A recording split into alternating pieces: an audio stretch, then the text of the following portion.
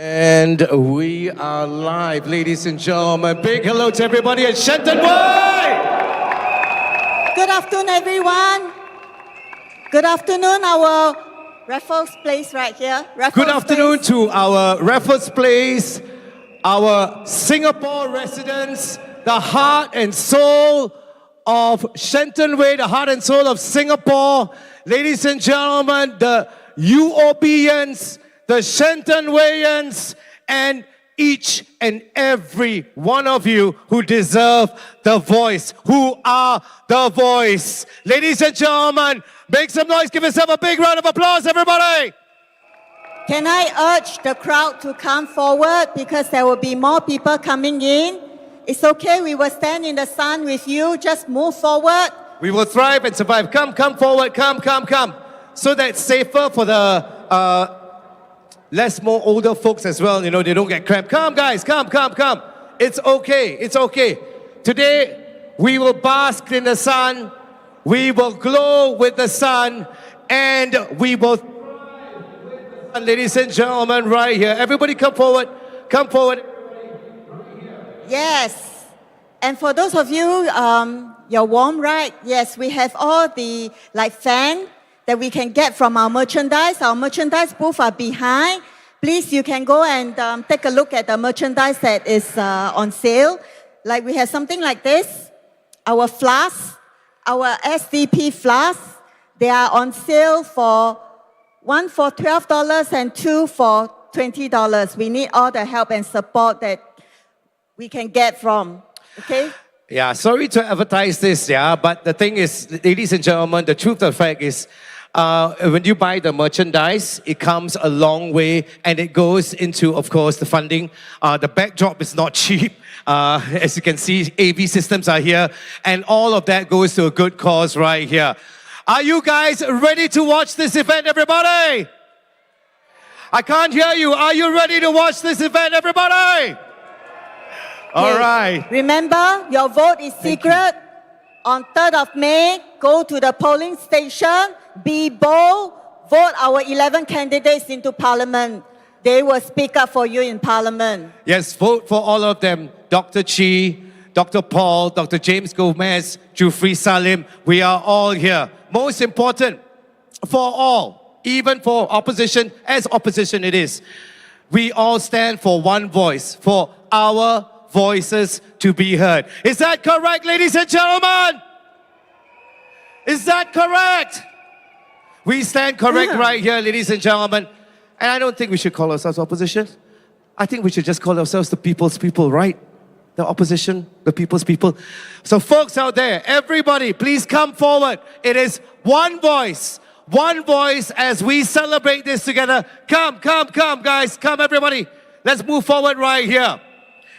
记得5月3号，请投我们新加坡民主党一票，把我们的11位候选人送入国会，他们将会在国会替你们发言。The sun has come down already. The sun has come down. Come, ladies and gentlemen.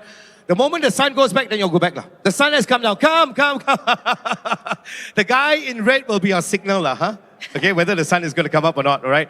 So once again, folks, everybody, if we're ready, I want to ask this of you guys. Ladies and gentlemen, we also have Dr. Chi's books from where he started and where he went through. And it starts with a dream and it ends with never on bended knees. Dr. Chi is here together with us and a wonderful team. And ladies and gentlemen, stronger than ever. Can we please give a big round of applause to the wonderful team, everybody? They are here. Do you want to do a chant, everybody? SDP? Yes. Let's go. Ready, steady. Everybody raise your hands up in the air, guys. Let's go. 1, 2, 3. SDP! SDP! SDP! That's right, guys. Next thing is most important. Some of you who are working together, that's great, you're in a group. Some of you never met each other, but you see each other every day. So ladies and gentlemen, can I ask this of you? Everybody, can you please raise your left hand? Everybody, raise your left hand, everybody. Raise it up high. Raise it up high. For SDP, ladies and gentlemen, we're not going to say the pledge. I want you to, or you can say the pledge if you want. I want you to raise your hands even higher, everybody. Higher. Man in blue, higher.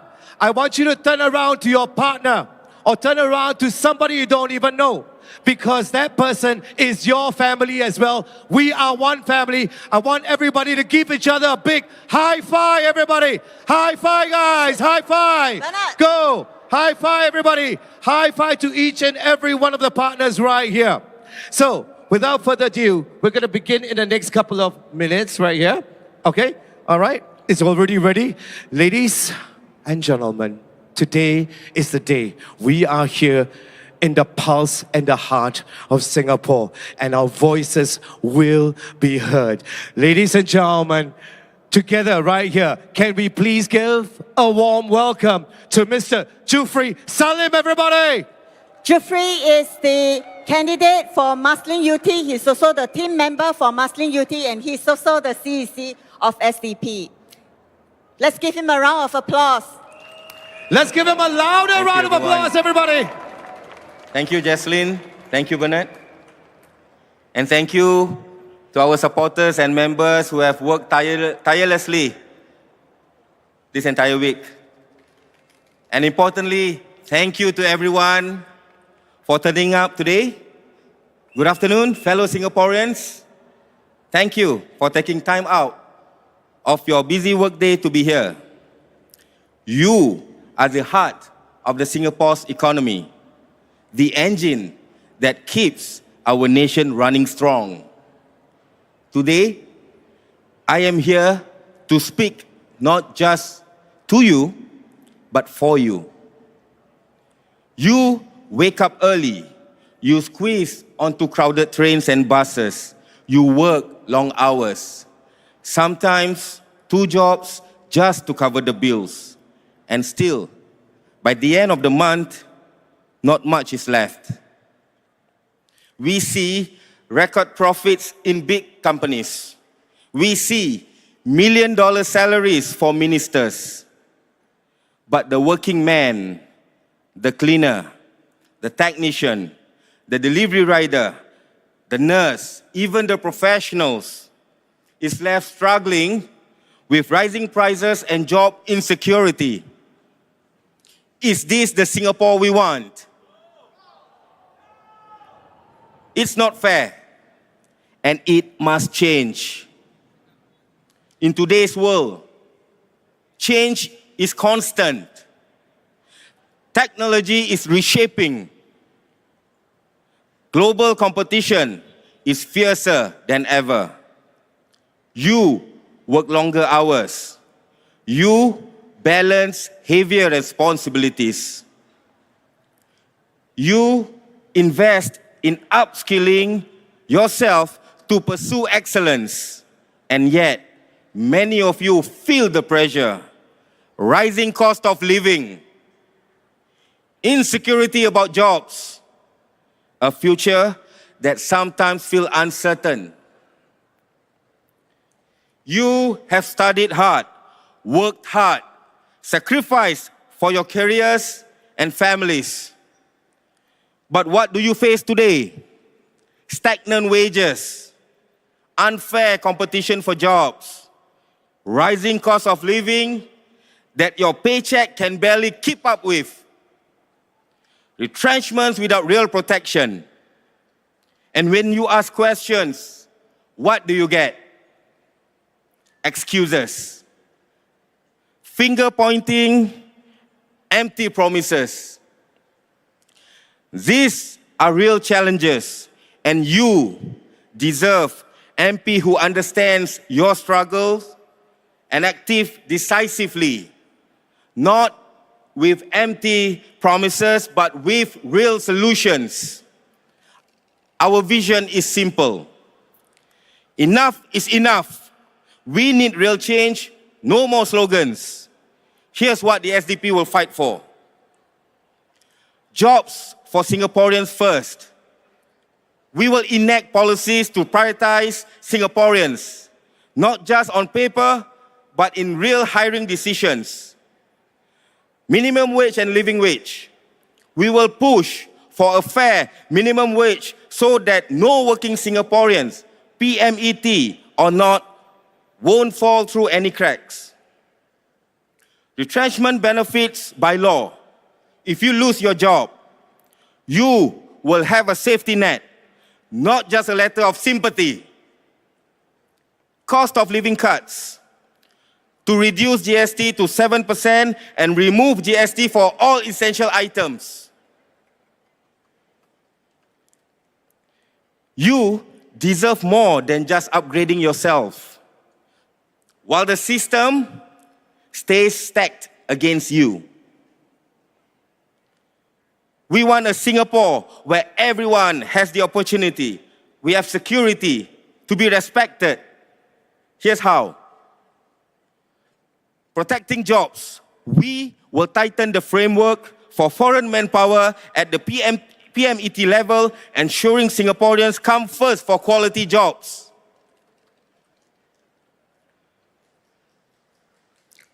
Lifelong learning that matters.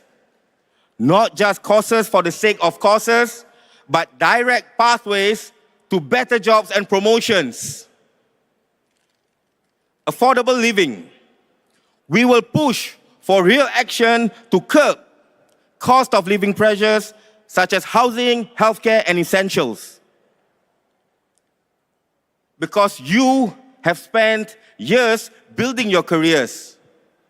You should not have spent these coming years worrying about being left behind. Singapore's success story was never about leaving anyone behind. It was and must always be about all of us moving forward together.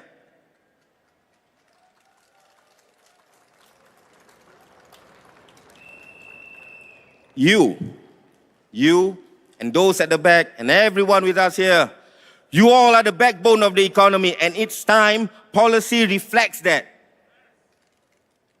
We believe in partnering with you, not lording over you. We believe in respecting your ambition, not restricting it. You have done your part. Now it's time for the system to do its part. The government says Singapore must be open to talent. We say Singapore must be fair to Singaporeans.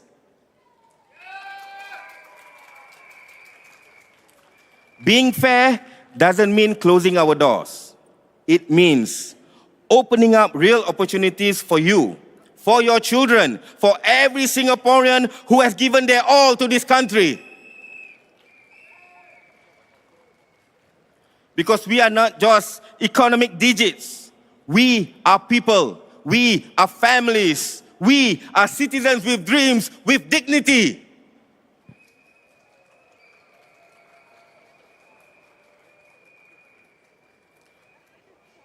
The PAP will tell you that change is risky. We, SDP, tell you, not changing is an even bigger risk. If we keep doing the same things, we will keep getting the same results. More insecurity, more stress, more hollow promises. You have the power. When you step into the voting booth, remember, you are not just voting for a party. You are voting for your career, your future, your family's tomorrow. Let's build a Singapore where everyone not only survives, but thrives. Vote for your jobs. Vote for your children's future. Vote for a Singapore that respects every PMET, every worker, and every citizen.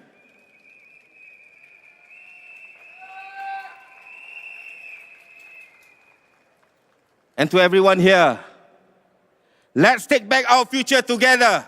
Vote SDP, 3rd May. Together, we'll thrive, not just survive. Thank you. Ladies and gentlemen, Mr. Jufri Salim, let's give him a big hand, everybody. And now, for the next of our speakers, over to you. No, so we must say, on the 3rd of May, we should thrive and not just survive. So 3rd of May, remember when you go to the polling station, your vote is secret. Please vote for the SDP so that you can send our 11 candidates into Parliament. Each of your votes count. Each of your votes count. Each and every one of you, because your voices need to be heard. And through, of course, the 11 of them that will go through, if they go through the Parliament right here, it is very, very important because they need to be there, because they will voice your concerns, because it is your voice. Singapore, is it your voice? Is it your voice? Majulah! Majulah! And let SDP be your voice in Parliament. And with that, allow us to introduce our second speaker, Mr. Alfred Tan. He is the candidate for Sembawang GRC. Everybody, let's wave your flags. Thank you so much.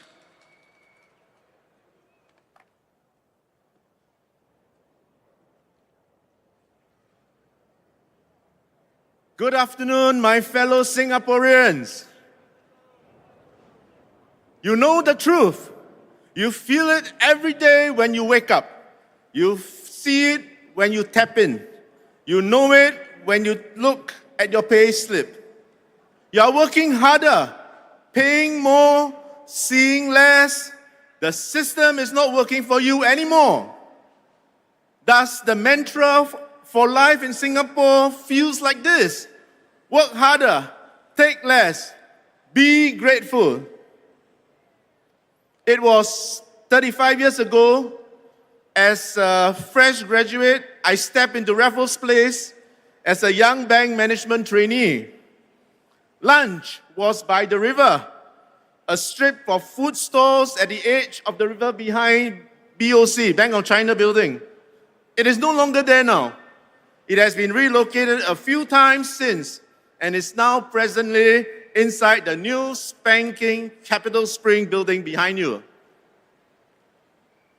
In tandem with the passage of time, marketplace institutions and participants progress in step with the heartbeat of the environment and the people. Market players must change and adapt continually, keeping their fingers close to the pulse of the market, staying with the market, staying in touch, staying relevant. Nothing can be taken for granted.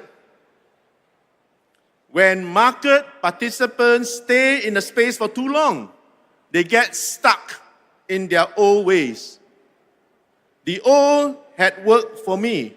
Why change the system? Just use the same playbook, and maybe with a few small tweaks, we can keep up. Soon, however, they will find out the hard way that they have become irrelevant, out of touch. The PAP government had continually run this nation for the last 60 years. Out of the 195 countries in the world, they are the few dinosaurs still roaming the earth, albeit in that tiny space called Singapore. When the PAP is in power for so long, without meaningful checks and balances in Parliament, it believes it is the best deal in town, paying themselves millions from public coffers is something they believe is their birthright. No other ideas can be a good idea unless it is birthed in-house. Ideas and truths can only come out from the bellies of the PAP.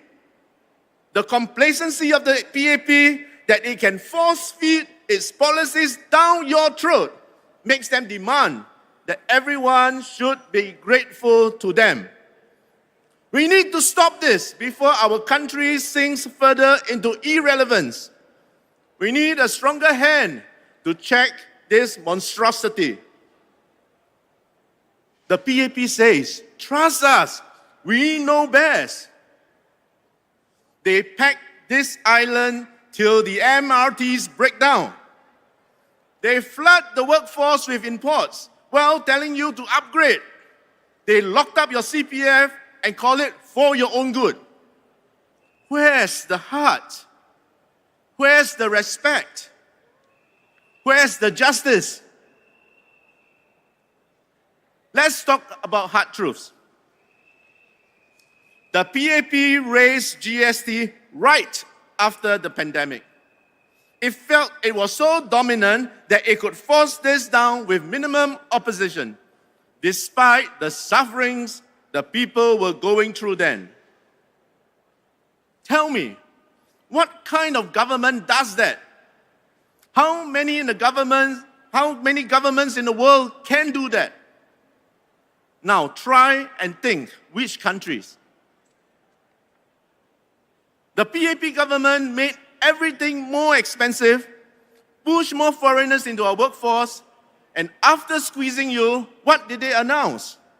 A $6 billion surplus. That means the PAP government had overtaxed you. They brazenly pat themselves on the back for good financial management. I say it is atrocious financial marksmanship. And where were your PAP MPs? Did they stand up? Did they fight for you? Or did they quietly raise their hands and voted yes for higher GST while you tighten your belt? Ask yourself, are they your voice or are they just echoes of their bosses? This is what it looks like when a place is run by the same gang of people for too long. You deserve better. And that's why the SDP is here.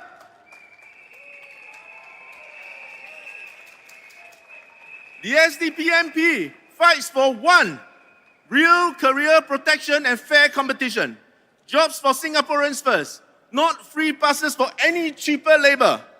You work hard, you train hard, you must be protected. This is your country. 2, affordable living, real retirement, fair CPF rules. We will fight for affordable housing, not $1 million HDB flats.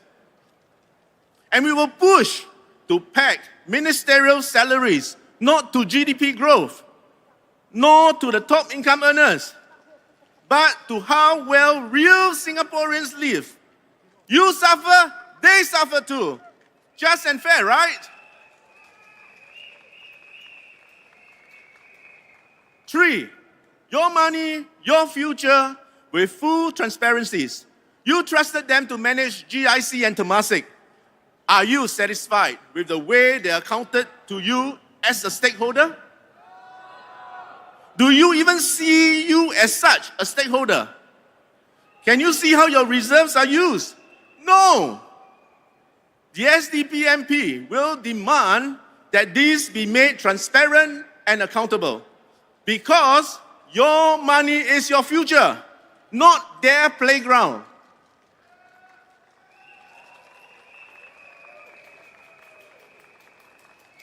4, true support when life hits hard.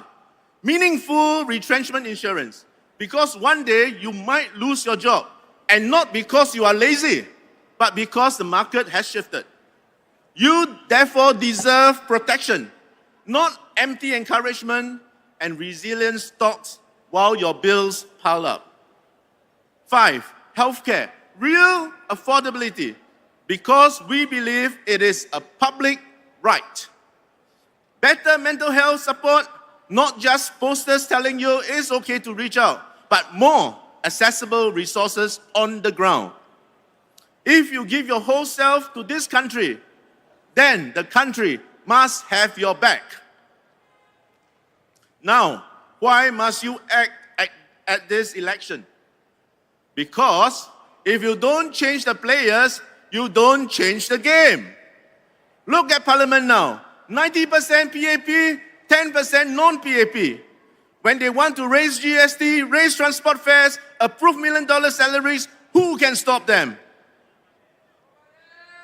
You think your PAP MPs will dare to say no? They never did. They never will. because they are not there for you. They have to listen to their bosses, and it's certainly not you.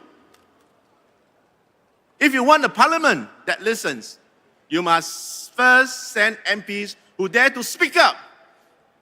SDP MPs will be loud, we will be strong, and more importantly, we will never forget who we work for. You.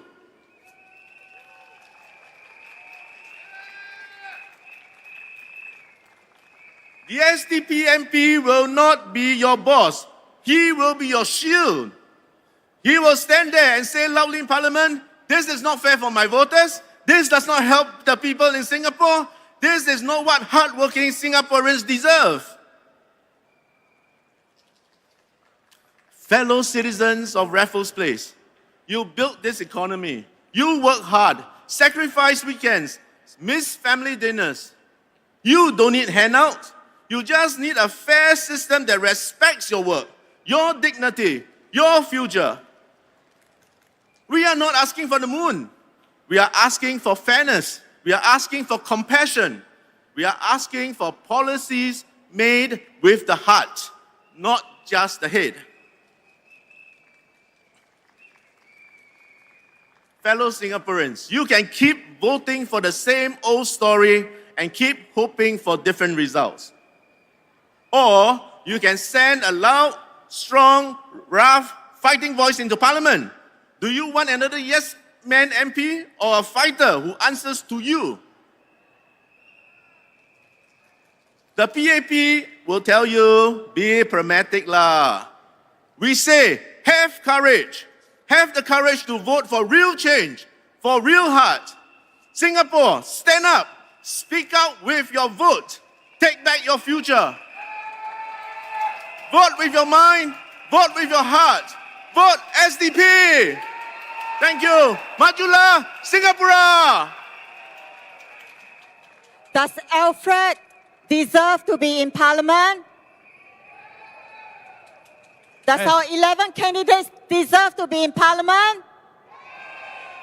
So come 3rd of May. 3rd of May, ladies and gentlemen. And just now, I need to make a stand for a correction. I said, if and when they get into Parliament, ladies and gentlemen, and they deserve to be in Parliament, it's not an if. When they get into Parliament, yes or no? That's right, ladies and gentlemen. They will, and they will have a voices. We need to make that numbers. We need to be heard with those numbers. As they say, the more the numbers, the stronger we are, and the stronger your voices are heard. Majulah! And before we introduce our next speaker, can I urge all of you to come forward because there are more people coming. And especially those with umbrella, can you all just move forward and you can take a seat here? Just feel free. Yes, and you all can share the umbrella. Yes, SDP right. umbrella. Thank you very much. Come and join us in the hot sun. No problem. Our umbrellas are actually sold out. But we have other merchandise that's for sale. You all can go to our merchandise booth to find out more. And yeah, okay, so the thing about the merchandise is basically it goes to the funding, and all that funding goes into, of course, SDP right here for all the things. It's not cheap to get all these things all set up. It's quite an amount, a large, copious amount. So without further ado, I would also like to talk about as well, ladies and gentlemen, the things that you can buy right here as well. On bended knees as well. Dr. Chee's book, ladies and gentlemen, it's not just a book. It's about a book of trial, tribulations, and where he went to, which was, how would you say, like a holiday resort, and how he came out, and how he came out stronger from it. All these matter once again, ladies and gentlemen, because this is about Singapore. We also have, of course, a lovely merchandise which can put in a car, which Yes, everybody... our Danny the Democracy Bear. Benny the Bear. Okay? Yes. So once again, ladies and gentlemen, all these matter. Even these lovely small things matter because it goes to the proceeds right here for SDP. Yeah? All right. Is everybody enjoying yourself so far? Show your flag, Singaporeans! Show it all! Thank you so much. Jaslyn. Okay, come. Let's introduce our third speaker. Our third speaker, Mr. Arifin, our youngest candidate. And he is the candidate for Marsiling UT. Ladies and gentlemen, a round of applause to welcome our youngest candidate, Arifin. Never fear. Let's say it together. Never fear. Achimale, Achimale, Achimale, Achimale. Sorry, I stand corrected. Achimile, Achimile, Achimile, Achimile. Ladies and gentlemen, let's give a big hand to Arifin, everybody.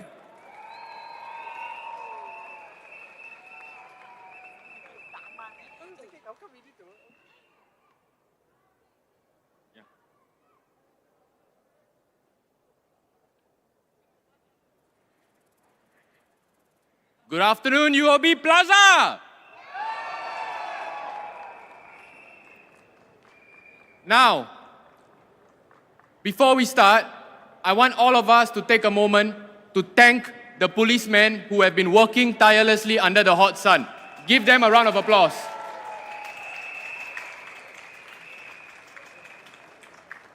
When you see them, thank them on your way out.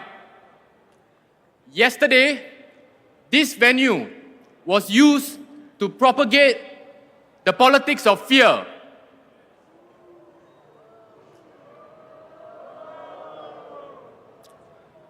Today, we will talk about the politics of hope.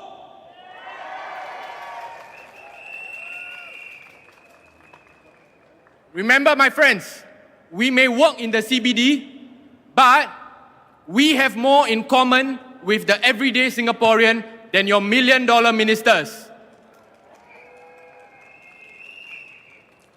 If anyone deserves credit for where Singapore is today, it is our tireless civil servants, our blue-collar workers, and the migrant workers who literally built Singapore.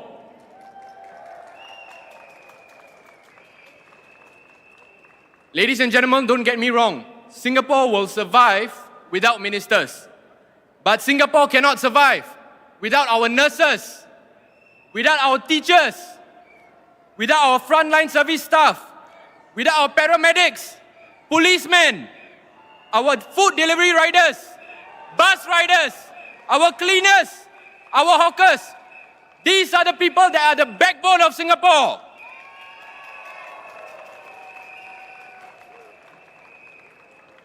Ministers come and go.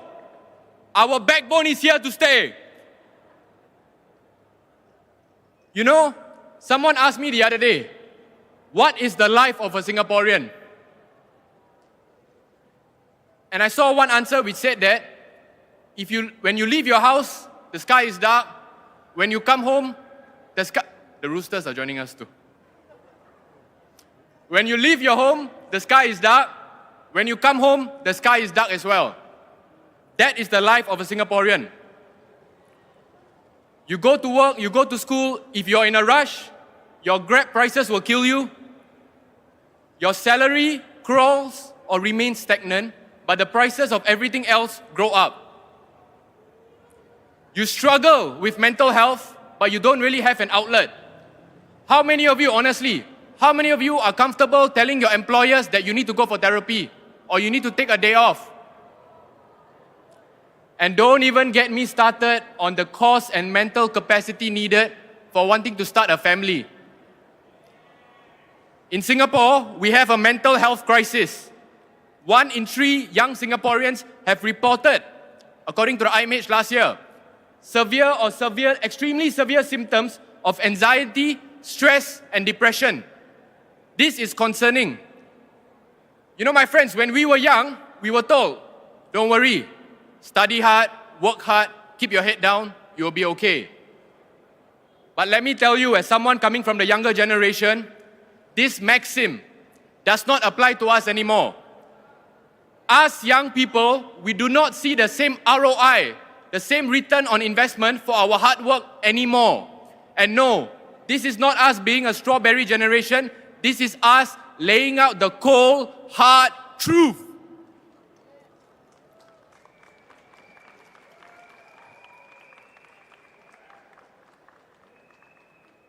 You know, the Singapore of today is very different from the Singapore of the 70s and the 80s.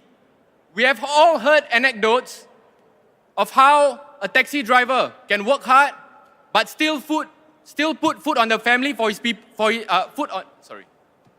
still put food on the table for his family, have some nice holidays, and send his children to school and even university.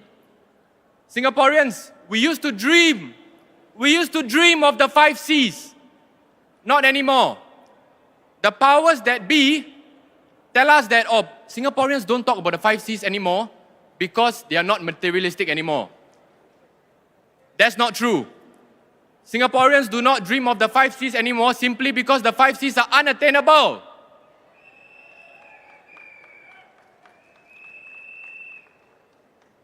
You know, these days when I look at the prices of HDB, I am honestly worried. Of course, you see the headlines. The headlines say HDB is affordable. Minister Desmond says he's monitoring. But a young person these days, when you look at the median prices, and this is no joke, 10 years ago, if you talked about a 1 million resale HDB, you will say that it's unthinkable. But today you see so many 1 million HDBs, and I honestly worry for the future. And trust me, my friends, my fellow Singaporeans, if you are okay, how about the next generation? How about those of us who are not so well off? In Singapore, we must not just think about ourselves, but we must think about our entire society, everyone around us.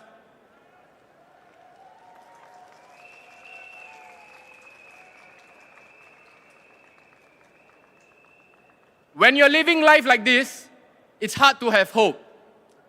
It's hard to dream. Even sometimes when people ask you, what are your hobbies, what do you do in free time? I struggle to answer. And this is precisely why the SDP's message of hope, of restoring dignity, of wanting a Singapore where we all can thrive, not just survive, is so important for all Singaporeans.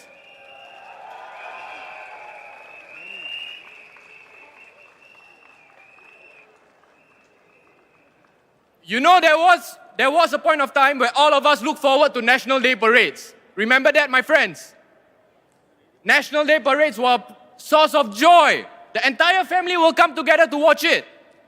But these days, sometimes, there is still that joy, there is still that pride, but a lot of times we use it to catch up on sleep, to catch up with our friends.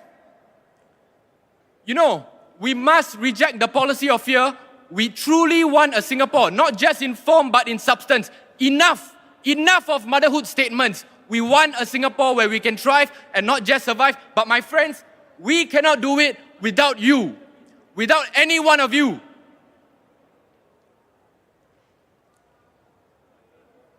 Kenneth, the iPad temperature. Too hot already.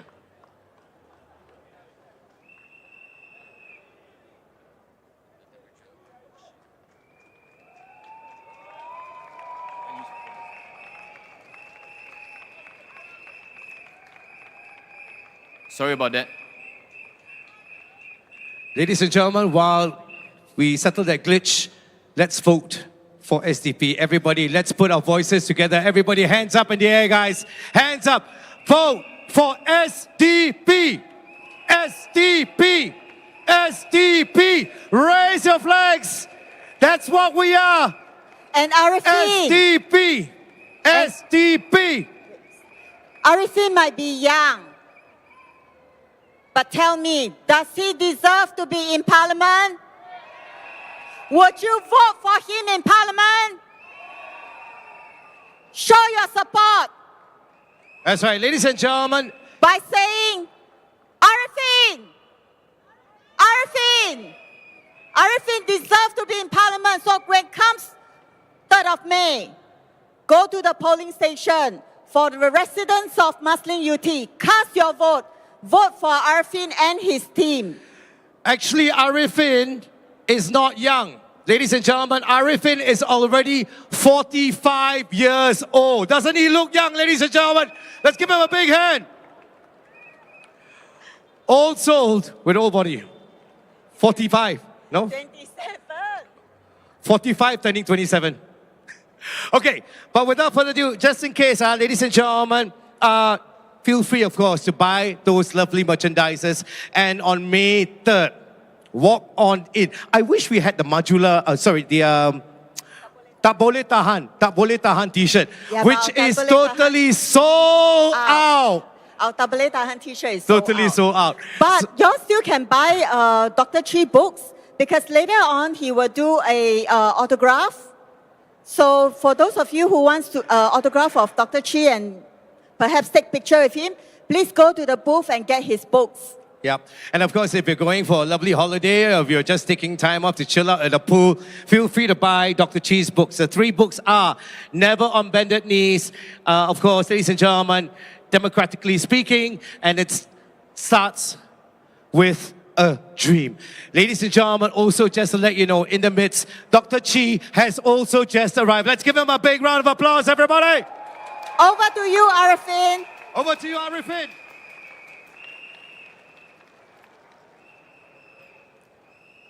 My friends, let me tell you this.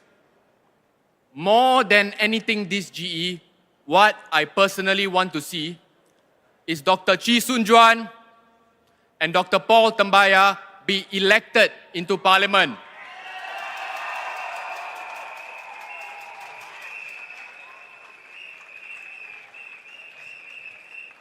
My fellow Singaporeans, do not let the PAP's fear tactics sway you in any way. You are not shortchanging yourself by voting for an SDP MP in Parliament. The government's programs will still go on. Your estate will be fine. Singapore will be fine. In fact, not just fine. You will be thriving, not just surviving. And my friends, remember when you vote for an SDP MP, these are the 3 qualities that you're voting for. Number 1, someone who is tireless on the ground. $15,000 of your taxpayers' money is going for your MP salaries. The SDP MP will be a full-time MP and residents will have their undivided attention. Secondly, we will be relentless, absolutely relentless in advocacy. We will speak up for your voices, your concerns, and make sure that your voices are heard. And finally, my friends, we will make sure that we are fearless in Parliament.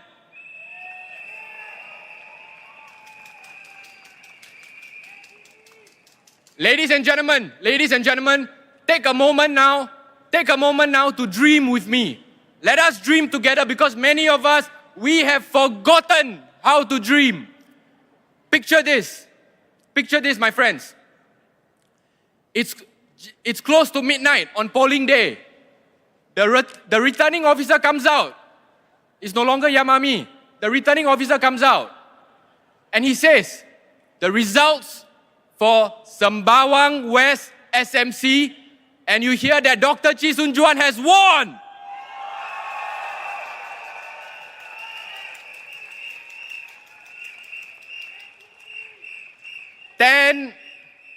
Ten minutes later, after victories in Punggol and Jalan Kayu are also announced. And then, towards the end of the night, the returning officer comes out again and says, results for Bukit Panjang SMC. And he tells you that Dr. Paul Tambaya is elected into Parliament.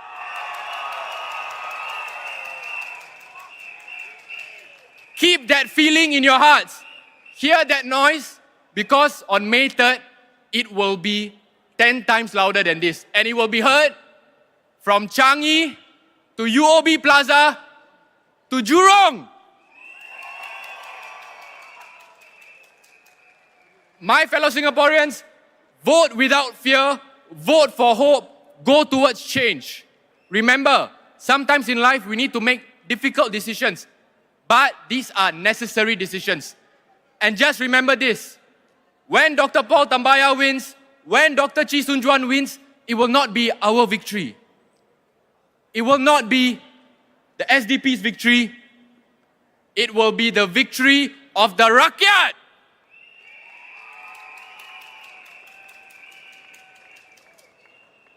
And just before I end, we like to do a little thing.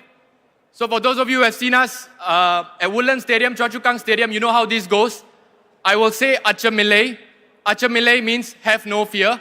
And I think the cameras might want to take it because it's probably the first time you hear a Tamil chant in UOB Plaza. Acha Milay, repeat after me. Acha Milay. Louder, one more time. I know you all haven't had your lunch yet, but come on. Acha Milay. Okay, we will do it 3 times, okay? Acha Milay. Acha Milay. Acha Milay. Acha Miembadilay. Thank you, my friends. Together, let's make history happen on May the 3rd. Thank you, Arifin, right here. Thank you very much. Acha Milay! 5月3号，居民们、朋友们，记得去投我们新加坡民主党一票，把我们的11位候选人送入国会。对。And now, ladies and gentlemen, right here, we present the next speaker right now, and let us invite him on stage. Ladies and gentlemen, let's give him a big, warm round of applause to Mr. Daman, everybody. Daman is the candidate for Sembawang GRC.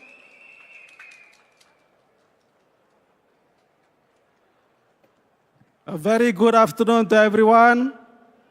A very hot afternoon too. Friends, Singaporean voters, on the 3rd of May, we are standing in possibly one of the most historic and iconic part of Singapore, next to the Singapore River. I still remember growing up, seeing all the tongkang berth close to each other, packing this now serene river. It was busy, dirty, smelly, but it symbolizes our economic journey as a trading nation into what we now are. In 1965, Singapore became independent. But the real story of our country began well before. Our island nation saw the passage of regional history from the Srivijaya Empire to the Majapahit Empire that spans from the 7th century to the 16th century, a period of more than 1,000 years. Admiral Cheng He, or Cheng Ho, as the Malays then refers to him, passed by our very shores, and his chroniclers recorded that passage of his huge armada that was far superior and surpassed any fleet of any nation of those days. He was recorded to have sighted the Dragon Tooth Gate that was the shipping landmark well known in those days at Tanjung Belaya.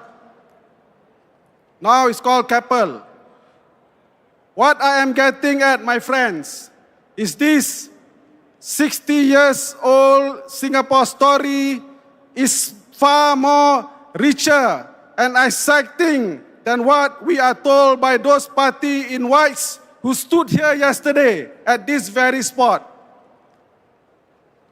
We too have our stories, and we want it to be written and to be heard and to be told, one that highlights the pain and the struggle of the common people.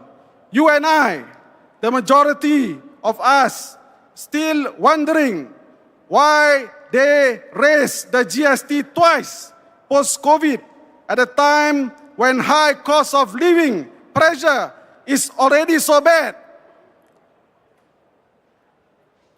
Are there any one of those MPs and ministers you saw yesterday who voted against the GST rise? The late LKY said that a time will come when the people will decide, let's give the other side a chance. Is this the time? You answer that on the 3rd of May. Our Singapore story is one of hope and belief in having a new deal, a better deal for everyone, one that includes the majority of you here, but also the blue-collar worker, the Grab driver, the delivery driver, the road sweeper, the cleaner, the contract worker earning hourly wage, treating every one of us not as mere economic digits. The SDP offers politics of hope over fears that wants to review the policies of the day made by the PAP that has led to this high cost of living crisis of their making. That the monopoly over fresh ideas and solutions for our nation is not just with the PAP. There are many of us in the SDP who choose to stand because we feel strongly compelled to do so, as the option to just sit and keep quiet has long passed. We had to make numerous calculations as the decision to come forward and join the SDP, or for that matter any opposition party, may come with a heavy price and many risks to our lives. But here we are, standing before you, the people, to offer to represent you in Parliament, to be your real voice, to air your concerns, your grievances, to speak your thoughts, to express your anxieties and fears, coping with the high cost of living, the astronomical rise in the HDB prices, the fears of losing your jobs unfairly, the worries of our elderly parents and ourselves who are not so young about our future when we fall sick, and the cost impact for our health and our pocket. In this election, my friend, they will ask for a strong mandate for the new PM Lawrence Wong. This election gives you the opportunity to pass a strong message to the PAP. Are you better off after 5 years of having this current government, which Lawrence Wong was a part of? He may be the new Prime Minister, but behind that smiley face is the same old PAP that ignored all your complaints and continue to do what they want without asking us, the people, making us pay even more than we did 5 years ago for our bread, eggs, milk, rice, sugar, oil, baby diapers, and even adult diapers of our elderly parents, making us ever poorer than we were 5 years ago. Sorry, I have the same problem with the iPad. Warm up.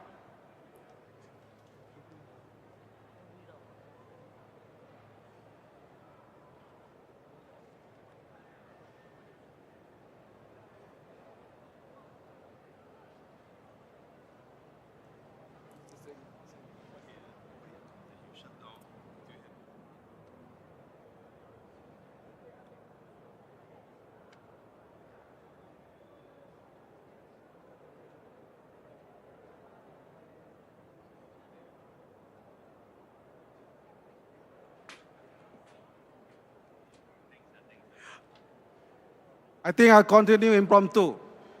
So, my friends, what is at stake for us today is that if we don't vote an alternative, we will get the same thing for the next 5 years. We at the SDP are offering to you, all of us, a vision of hope so that we can chart a new path for everyone. Allow me to speak a bit of Malay. Para pengundi yang semua yang saya hormati dan kasihi, pada tanggal 3 hari bulan Mei ini, anda akan mengundi dan undi anda adalah sangat penting. Apa yang anda harus fikirkan ialah, adakah keadaan kita lebih baik 5 tahun yang lalu dan apa yang kita akan hadapi 5 tahun ke depan. Bagi kita, masyarakat Melayu, kita harus fikirkan sama ada 60 tahun dipimpin oleh pemerintah PAP, kita dalam keadaan yang lebih baik setelah 60 tahun. Adakah mereka telah menolong kita untuk mendapatkan perkara-perkara yang kita inginkan sebagai sebuah masyarakat? Ataukah mereka telah menjadi penghalang terhadap cita-cita kita sebagai sebuah masyarakat? Adakah semua badan-badan Melayu, badan-badan Islam yang di bawah mereka digunakan untuk menghalang kemajuan masyarakat kita?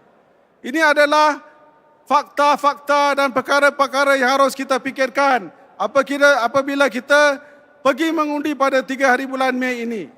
Jadi, kita perlu fikir masak-masak kerana masa depan anak-anak kita akan terjejas. Kos sara hidup yang tinggi dirasai oleh semua rakyat. Kos membeli rumah baru untuk anak-anak muda yang baru kahwin melambung ke langit. Adakah ini keadaan yang kita mahu berterusan? Tentu tidak. Jadi, anda dan keluarga anda, teman-teman anda, sahabat dan handai harus membuat satu tindakan dan menggunakan undi anda. Kerana undi anda adalah kuasa keramat di tangan anda. Jadi pada 3 hari bulan Mei, undi pembangkang, undi SDP, undi untuk masa depan yang lebih cerah, bukan terus terbelenggu dengan PAP dan karenah dia. Terima kasih. Finally, for all you voters out there, this is one in every 5 years when you become the boss. So, as the boss, you have heard the interview by all the MPs. Make the right choice. Chart a different path so that our hopes for a new and bright future is realized. Vote for the SDP. Thank you very much. Thank you, Daman. Friends, Daman. are you all hot? Are So you hot, feeling huh? hot? Hot with passion? Hot with passion to vote our 11 candidates to Parliament. Come 3rd of May, your vote is secret. Vote our 11 candidates to Parliament. They will speak up for you. They will be your voice in Parliament. Ladies and gentlemen, next our speaker right here is an advocate for democracy and human rights in Singapore. You all know him, ladies and gentlemen. He has been waiting to be elected into Parliament, and thereby it's just right now about time he should. Ladies and gentlemen, the man who reiterated Bo Bei Tao. Ladies and gentlemen, Mr. Dr. James Gomez. Dr. James Gomez is a candidate for Sembawang GRC.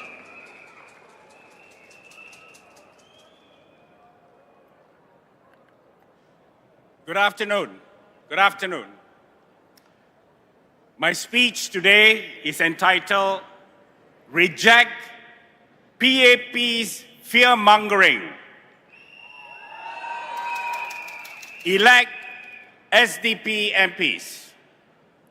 Dear Singaporeans, reject the PAP's fear-mongering. Every election season, when the PAP is out of ideas and cannot counter alternative policy ideas, or when they cannot withstand the wrath of the people suffering the rising cost of living, the PAP tries to scare the voters. They tell you that if you vote for the opposition, Singapore will collapse. That if you bring in anyone other than the PAP to Parliament, Singapore's success story will crumble. When the PAP behaves this way, do not let fear guide your decision. Let your hopes, your needs, and your future be the courage that guides your vote. As we turn into the final days of the campaign, you will hear the PAP turn up the fear rhetoric. Lawrence Wong is doing it, but he's not so good at it. Lee Hsien Loong steps in. He is an old hand at it. But what Lawrence Wong and Lee Hsien Loong do not realize is that the PAP style fear-mongering in Singapore politics is no longer effective. We are living in different times.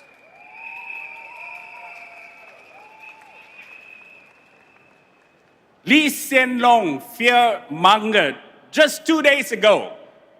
Quote, "If we lose our ministers, Singapore is in trouble. Do you want to replace ministers with someone cheaper?" Close quotation marks. Such logic is unbelievable. But I can understand. It comes from the PAP's desperation. After all, losing ministers will be a problem for the PAP, but not for us Singaporeans. Remember, this is the same Lee Hsien Loong who said nearly 20 years ago, if more opposition MPs were elected, he would have to spend his time thinking about how to fix them. The truth is, Singapore has changed, and Singaporeans have changed. The PAP has also changed, but for the worse. It is a party that is on a downward decline. This is normal. Political parties, after more than 60 years, eventually wither away. It is a natural evolution of politics. That's why Singapore needs alternative MPs, SDP MPs, who will keep Parliament awake and accountable, where the quality of PAP MPs is poor. Let me now turn to Lawrence Wong. He says the PAP cannot govern effectively if there are more opposition MPs. Again, one nonsense. Effective government demands accountability, transparency, and debate. It requires different voices in Parliament, including SDP MPs, to challenge bad policies, policies that hurt Singaporeans. A strong Singapore is where a multi-party parliament listens to the people to enact policies that are good for Singapore as a whole. It is not a parliament made up of one party that demands a blank check. If the PAP can only function when handed a blank check, if it can only perform without checks and balances, then something is deeply wrong. If Lawrence Wong says that his team can only function when given unchecked power, then the problem is not with us Singaporeans, but with the PAP. A PAP that fears scrutiny. When you vote for a stronger opposition, you are not hurting Singapore. you are only threatening the PAP's desire for total control. It is their plans that will be disrupted, not the prosperity of Singaporeans. The PAP's attempt to dangle NCMPs as an alternative to elected opposition MPs is moot. We have seen that the NCMP scheme has been discredited when several NCMPs became turncoats and joined the PAP. This now brings me to Ong Ye Kung, who held the health minister portfolio and is a candidate in Sembawang GRC. Just last night, he said, I think the SDP is trying to hoodwink us. Let me tell you, this underperforming health minister is the one who is trying to hoodwink the electorate of Sembawang. Under his watch as health minister, we have seen a failure in healthcare, a lack of real action to address Singapore's growing mental health crisis, and a chronic neglect of health giver support. And right in Sembawang, where he is supposed to serve the people, he's busy playing with horses. This is why Ong Ye Kung has to go. We at the SDP are not unreasonable. We are contesting in Sembawang because the residents invited us to contest there. Sembawang residents see a strong party in the SDP and electable candidates. So they want the opportunity to elect SDP MPs to replace the current slate of underperforming PAP MPs. They prefer to have SDP MPs serve them. So who are the SDP MPs? SDP MPs are MPs who are not afraid to challenge bad policies, MPs who won't be silenced, and MPs who will ask the tough questions and fight for better answers. In Sembawang and in the constituency of our northern strategy, that's the kind of MPs the residents want. MPs who will stand firm, ask the hard questions, and fight for the residents' interest. With SDP MPs in Parliament, there will be no more sleeping on the job. If anyone sleeps in Parliament, you can rest assured that the SDP MPs will give them a tight slap of questions that will wake them up. The SDP offers qualified, committed, electable candidates who, when elected as MPs, will work tirelessly for you and not for their self-interest. Vote for SDP, vote for SDP. We are looking for a clear mandate for Parliament. Thank you. Ladies and gentlemen, Dr. James Gomez. Remember, 3rd of May. Vote our 11 candidates to Parliament so that they can go to Parliament and speak up for you or slap them. That's right. Ladies and gentlemen, next on the list right here, let's welcome him on stage right here, right now. Mr. Brian Lim, everybody. Mr. Brian Lim is the candidate and team leader for Sembawang GRC. Can the people at the back hear me? Okay, good. Good afternoon, my friends. Before I start my speech, UOB Plaza, let's hear you roar!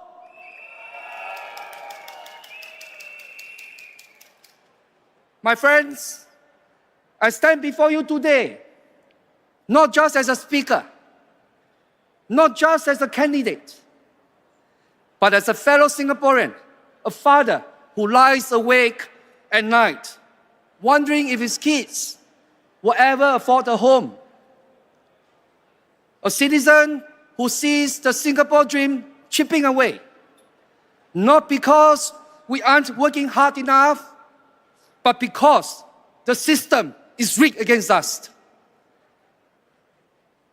I see the same rising prices that you do. I hear the same signs at the checkout counter in the supermarkets. I fear the same burden of making every dollar stretch just a little further. My friends, we wake up early, work hard, play by the rules, but somehow it's never enough. Bills keep climbing. The price of groceries feels like it's on steroids. Our parents hesitate before visiting the doctor because they fear the medical bill more than the illness itself.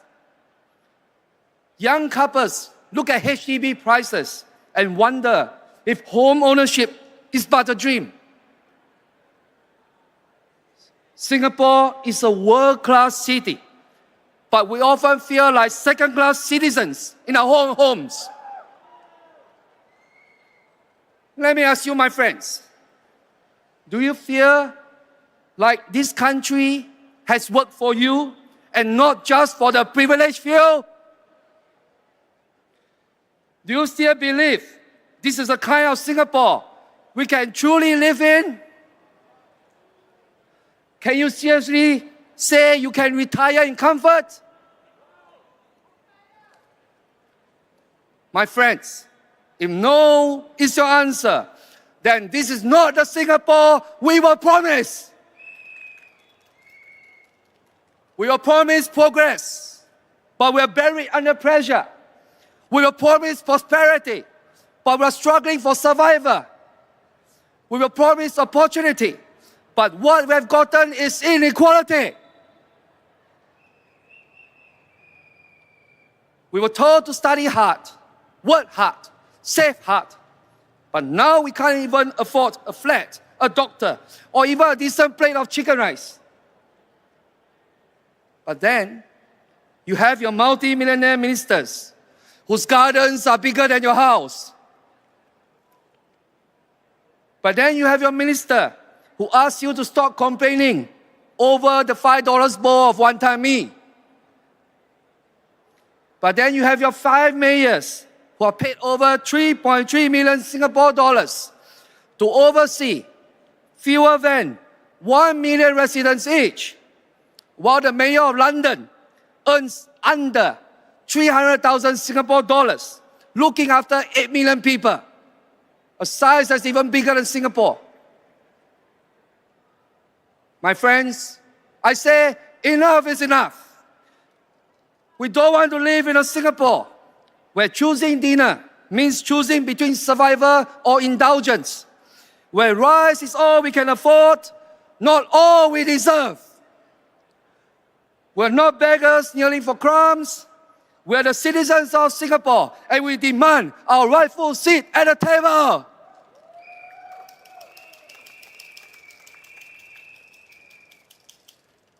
My friends, we don't just want a Singapore where we can barely survive, but a Singapore where we can thrive, where dignity isn't something you beg for, it's something you demand, where your value isn't measured by how much you suffer, but by how high you rise.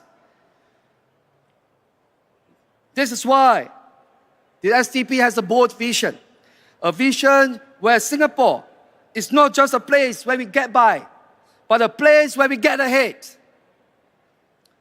A vision for Singapore where we don't have to choose between paying those hefty bills and caring for our aging parents. A vision for Singapore where hard work brings security, not uncertainty. A vision where elderly can retire with dignity, where our workers are paid fairly, where our children can grow up with opportunity. But my friends, to fix what's broken, we must have the courage to name the problem. Inflation is eating away our savings like termites in an old wooden house. Food prices are climbing so fast, soon we have to take out loan just to buy eggs. Electricity bills are rising, but what about incomes? Stagnation is the word. Our elderly work as cleaners, security guards, and cardboard collectors, not out of choice, but out of desperation. And yet, a former Speaker of Parliament dares to say they need exercise, as if struggles are a workout. My friends, we're not demanding to live in luxury. No, we're not asking for a Ferrari, a Hermes handbag, an $80 plate of pasta, or a good-class bungalow. But here's the worst part. This struggle is not our fault. It is a result of bad PAP policies. Policies that take more from us and give less in return. And that's why SDP has a plan to change this. We don't believe in empty promises and short-term vouchers, which only treat symptoms. The SDP believes in real long-term solutions which address the root of the problems. The SDP MP will demand for the removal of GST on essential goods. My friends, why are we taxing necessities? Rice, bread, milk, and medicine. These are not luxuries. These are life. The SDP MP will fight to slash the GST from 9% to 7% or even 5% on essentials, because no grandmother should choose between her medicine and her next meal. The SDP MP will make healthcare truly affordable. Right now, medical bills are like lottery numbers, random, shocking, and often life-changing in the worst possible way. The SDP MP will push for a universal healthcare system where the government covers more of the costs, so you don't have to choose between medicine and meals. Because seeing a doctor should be a luxury. It should not be a luxury. It should be a fundamental right as a human being.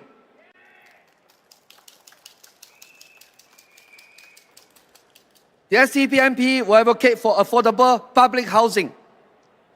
HDB flats are meant to be affordable, but for who? Certainly not for the young couples looking at the CPF and realizing that they need a miracle just to own a home. The SDP MP proposes that land prices should be removed from the cost of flats. Flats built under our non-open market housing policy ensures that they are affordable and not for speculation or profit-making. The SDP believes that a home should be a place of security, not a financial trap that forces you into debt for 30 years. The SDP MP will demand for fair wages for Singaporeans. We believe that a full-time job also means full-time dignity. The SDP will push for the implementation of a minimum wage so that no workers in Singapore is paid so little that they have to work 2 jobs just to survive. We'll push for a minimum wage that will give you maximum respect. The SDP MP will also ask for support for small businesses. Our hawkers, shop owners, and local businesses are the backbone of our community. But with skyrocketing rents and tough competition from big corporations, many are struggling to survive. The SDP MP will fight for lower commercial rents and fairer policies to help small businesses stay alive. Because when local businesses thrive, the entire community thrives too.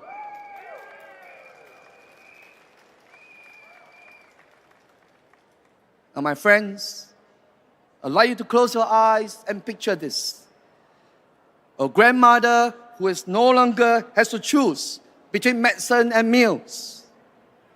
A young couple who can buy their first home without mortgaging their dreams.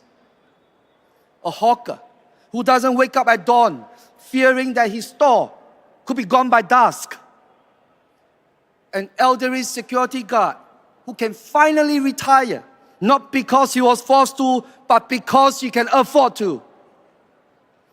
This is the Singapore the SDP MPs can build, my friends. And this is the Singapore that we all deserve.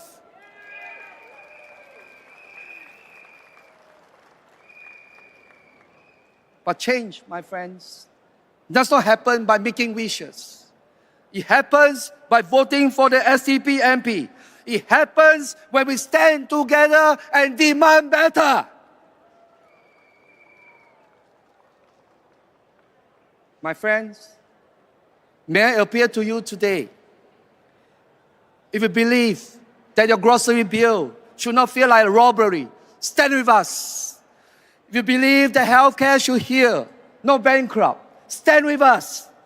If you believe that Singapore belongs to the people, not just the powerful, stand with us.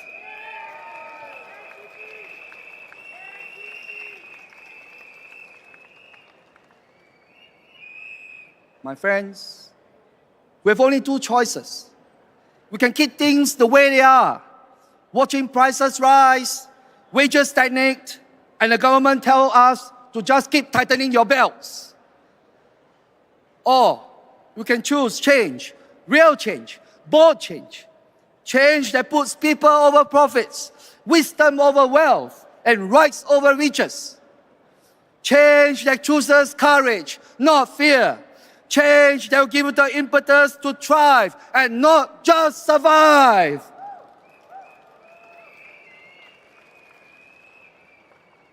The SDP MP is ready to fight for your dignity and pride. My question to you, my friends, are you ready to fight along the SDP MP for your future? Then vote for the SDP come May the 3rd. Thank you. Thank you, Brian. Thank you, Brian, right here. Besides voting for us on the 3rd of May, we will also like to appeal for volunteers to be our polling agent. We need a lot of polling agents just to ensure that the election is conducted in a fair way. That's if you right. want to find out more information, please go to our merchandise booth. They are able to explain to you. We have, I think, 2 shifts. Out of the 12 hours, there's actually 2 shifts. For more information, please go to the merchandise booth, and at the same time, you can get some merchandise. That's right. Once again, ladies and gentlemen, be a part of the SGP, and of course, you'll be able to help in the facilitation of that polling right there. And of course, please vote the 11 wonderful, wonderful formidable team right here into Parliament as they take you and become your voice of Shenton Way, your voice of Singapore. Your voice in Parliament too. As you can see, some of our volunteers were concerned about, especially the media team, that you are under the hot sun. If any of you need drinks, If you guys or need water, let us know, okay? yeah, You please need water, let us know. Stay hydrated. We know the sun is very hot. It's very hot, especially even for me, just as being as an MC, it's hot. It is hot. But I'm still here because you know why? I stand here before people who have a need to have their voices, which are the right people to also be a part of the wonderful Parliament team as well. Ladies and gentlemen, they will be your voices. And the next person right here who has made also quite a lot of headway, I'm sure you want to hear from him, and has made quite a lot of points. Ladies and gentlemen, for SGP, for SGP, it is my pleasure, ladies and gentlemen, to welcome Dr. Paul Tambaya. Dr. Paul is the candidate for Bukit Panjang SMC.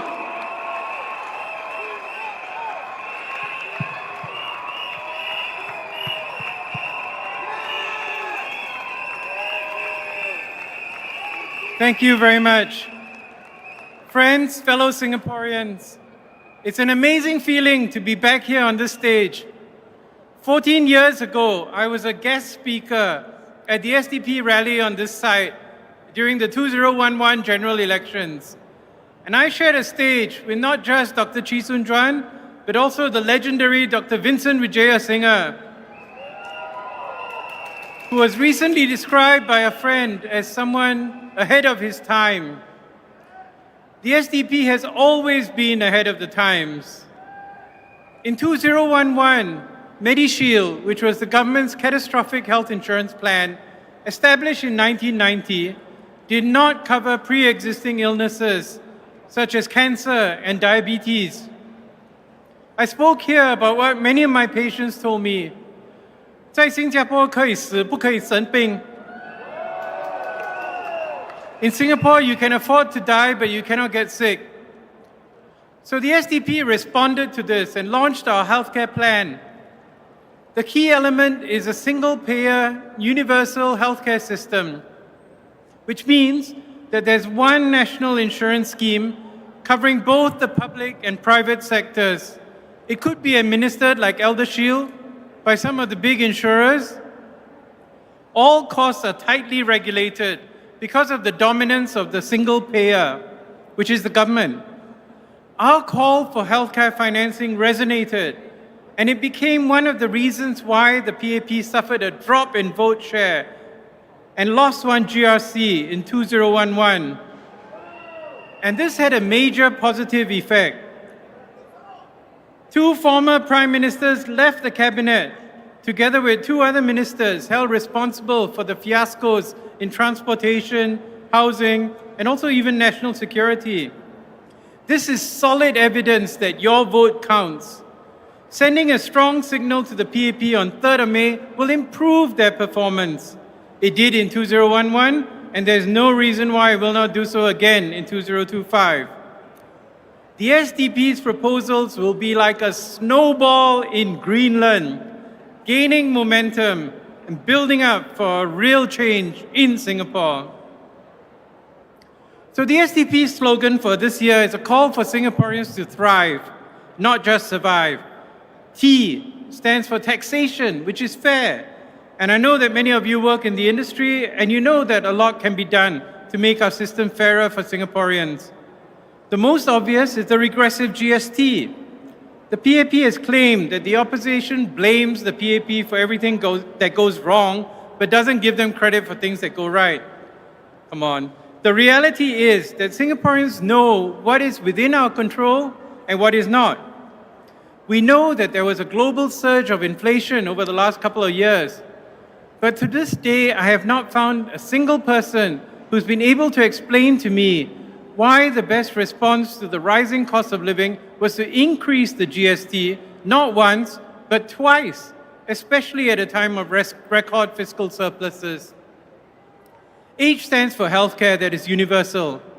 Unfortunately, despite the reforms in MediShield Life, medical expenses have in the last 2 years now become number 4 in the list of reasons cited for bankruptcy, according to data from Credit Counselling Singapore. No one should have to go bankrupt just because you have cancer or some other disease.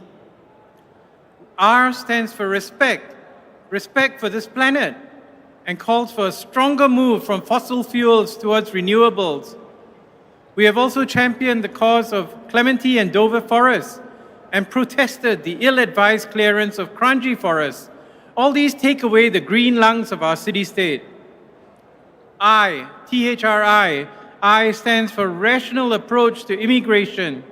We are not against immigration and have in fact proposed a talent track scheme which encourages individuals with skills that we need or deep family connections to commit to Singapore. This would be preferred rather than simply trying to meet racial quotas, which is actually quite divisive. V stands for VERS that works. The Voluntary Early Redevelopment Scheme was proposed in 2018 by then PM Lee Hsien Loong when the government publicly recognized the problem of HDB lease decay. Recently, PM Lawrence Wong was frank enough to admit that our HDB flats will have zero value after 99 years.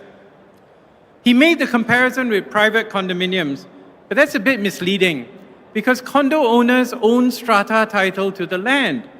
So they can decide at any point in time, usually when the condo is aging, to go en bloc, sell to a developer, get a new lease.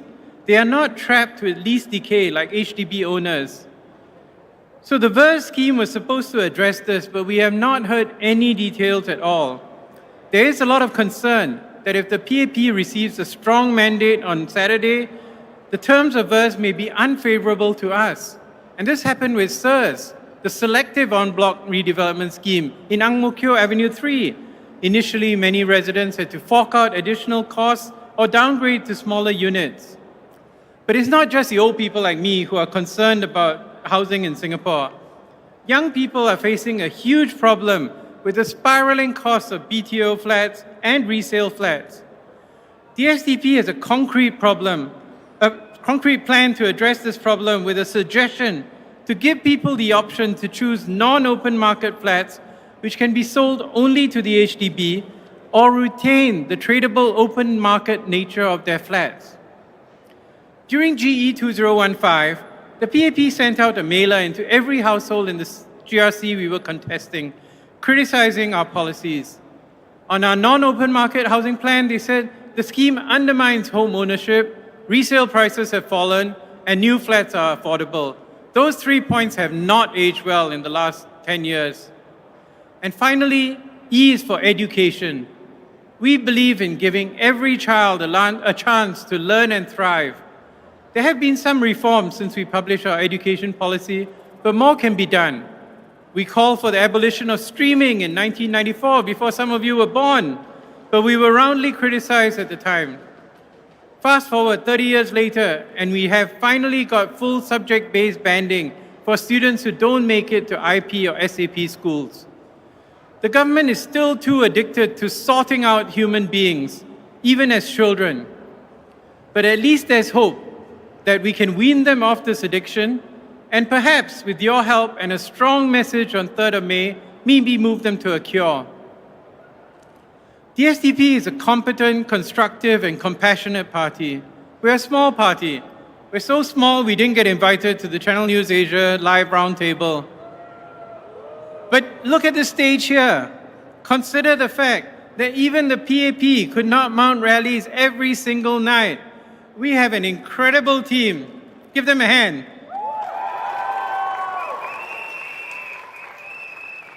Despite very limited resources and sometimes unbelievable regulations, they have been able to pull off a series of rallies which allows us to get our message to the people of Singapore directly and unfiltered. Thank you all too for coming to spread the word. This is a good sign for those of you who are concerned about town council management by the SDP. We will do a good job and we'll do it ourselves. The SDP are good as a team. I myself have been reasonably successful in my career, but that is about 90% due to my parents. Although we were comfortable growing up, not terribly wealthy, the most important thing they did for my sister and I was to instill good values in us. My mother, as many of you know, was a tireless advocate for the disabled in Singapore. My sister continues to look for ways for sustainable economic justice. My father was a well-known diabetes specialist. Soon after my ORD, I went back to hospital and I was posted to the diabetes ward. Unfortunately, every time I did something right, my boss would say, "Well done, John." If I did something wrong, she'd say, "Paul, why did you do that?" I realized then that there was no future for me in diabetes in Singapore, and I became an infectious disease doctor. My father actually was the one who encouraged me to take no pay leave and go to the US to do my postgraduate training. He always believed there was no point being a big fish in a small pond. If I really wanted to do well, I had to prove myself in the world's best centers, competing against the leaders in the field. rather than going around the local medical centers enjoying the unasked privilege of being John Tambaya's son. I really appreciated that, as I learned survival skills I could never have learned in the comfort of Singapore. And that is why it puzzles me when the current PAP leaders say that having more opposition in Parliament will be bad for Singapore. I firmly believe that healthy competition can only make someone better. As I've said earlier in this campaign, the best football teams in the world get better by playing against teams which are stronger than them, not by shifting the goalposts, shortening the training periods for their opponents, committing professional fouls, etc. So let's hope that on the 3rd of May, you give the PAP a chance to improve themselves by voting in strong opposition members into Parliament, like the SDP.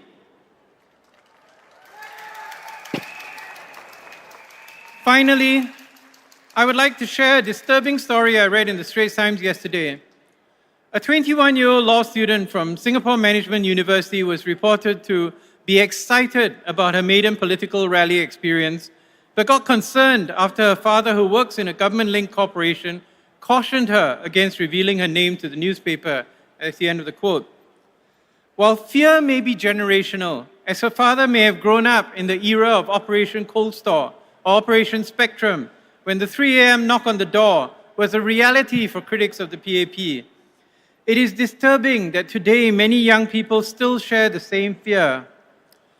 I would call on Mr. Chan Chun Sing, Minister in the Prime Minister's office, who's apparently in charge of the elections department, to make a strong statement reassuring Singaporeans they can vote freely without fear of retribution, no matter whether they work in the civil service, the military, the police, or any other government organization.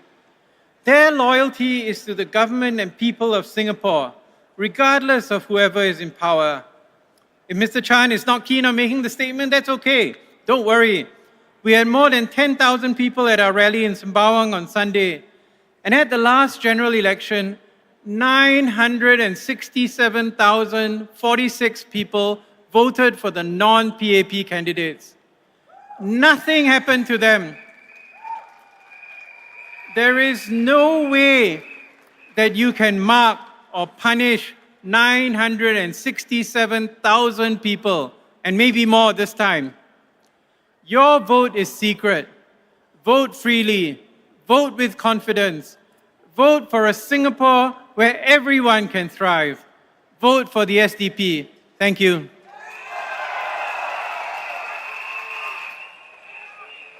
Thank you, Dr. Paul. You've heard him, ladies and gentlemen. Dr. Paul, everybody. Does Dr. Paul deserve to be in Parliament? Are you going to vote for him to be in Parliament? Your vote is secret.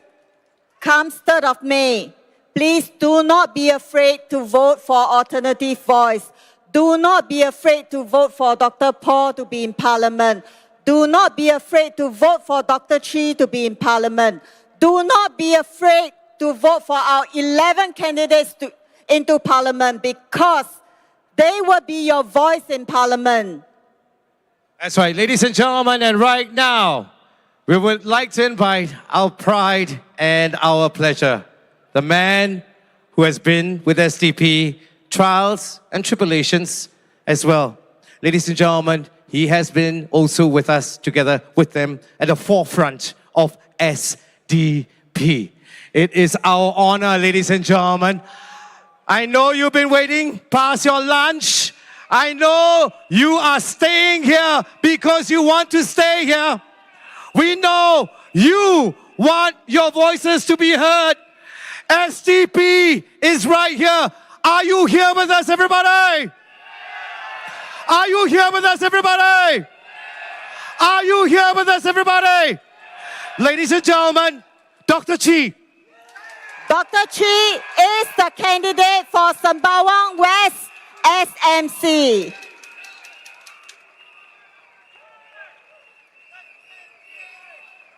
Let's do that again, ladies and gentlemen. Dr. Chi!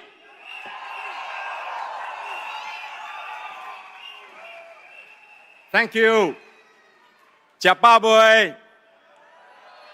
Sudah makan, everybody? Vanakkam.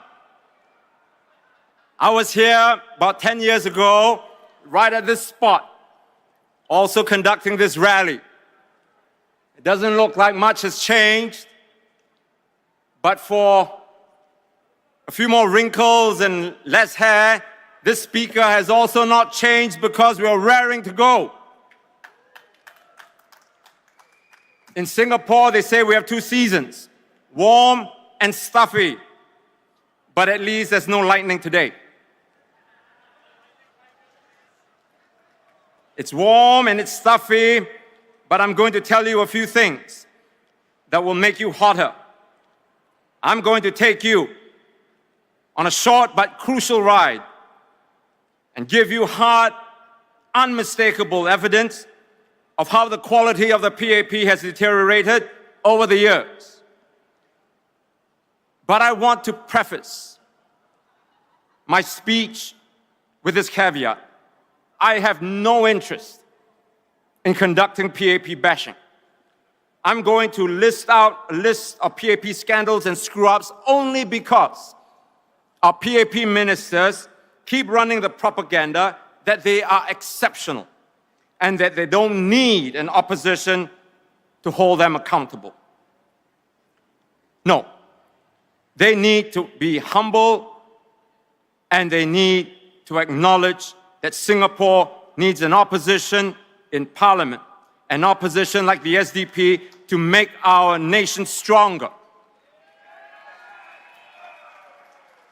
So are you ready? Here we go. Now let's start with the inexcusable behavior of former Prime Minister Lee Hsien Loong over his handling of the Tan Chuan Jin affair. In June 2023, and I want you to note this date, June 2023, the government dropped the bombshell news that the then Speaker of Parliament had resigned his post because of an extramarital affair he had with his fellow PNP MP, Ms. Cheng Li Hui. I highlight this incident not to rehash that personal indiscretions of Mr. Tan and Ms. Cheng, but rather to frankly focus on this rather bizarre behavior and incompetent manner that Mr. Lee Hsien Loong handled the affair. Now, Mr. Lee disclosed that he was aware of Tan's romantic involvement with Cheng as far back as 2020, right after the GE that year. And he said that he had confronted the speaker over the matter, but then he inexplicably allowed Tan to remain in his position for another 3 years. According to Lee, he wanted to give Tan and Cheng a softer exit. But Mr. Lee forgets that he is not some father addressing his children, but the Prime Minister of Singapore handling affairs of the state. I am reminded of another Lee who once said that whoever wishes to govern this nation must have that iron in him. And the matter didn't end there. It wasn't until February of 2023, 2.5 years later, that Lee revisited the issue, this time around Tan Chuan Jin tendered his resignation. But get this, Lee then continued, despite that resignation, to allow Mr. Tan to remain in his post for another 6 months. Did Mr. Lee not think that there was a danger of Tan's position being compromised and that could affect the functions of the state? Not only that, the entire matter was kept from the public for 3 full years. So when the new PM, Lawrence Wong, said that the government will be upfront and transparent, I don't know whether to laugh or cry. The curious thing is that it wasn't the first time that Lee had to deal with such a matter. There was already the situation with Michael Palmer, who was also Speaker. I don't know what that position is so seductive. And then there was another case regarding another PAP MP, Mr. David Ong. But the point is that Mr. Lee did not have experience in dealing with such matters. And yet, he acted like a deer in a headlight over the Tan Chuan Jin affair. The ineptitude raised many eyebrows, not to mention questions. Then there was a screw-up involving Minister Vivian Balakrishnan, who had announced in 2020 that the government would introduce a device for contact tracing during the COVID-19 pandemic. Can you remember that? Well, he promised that at that time, that the device would not track an individual's location.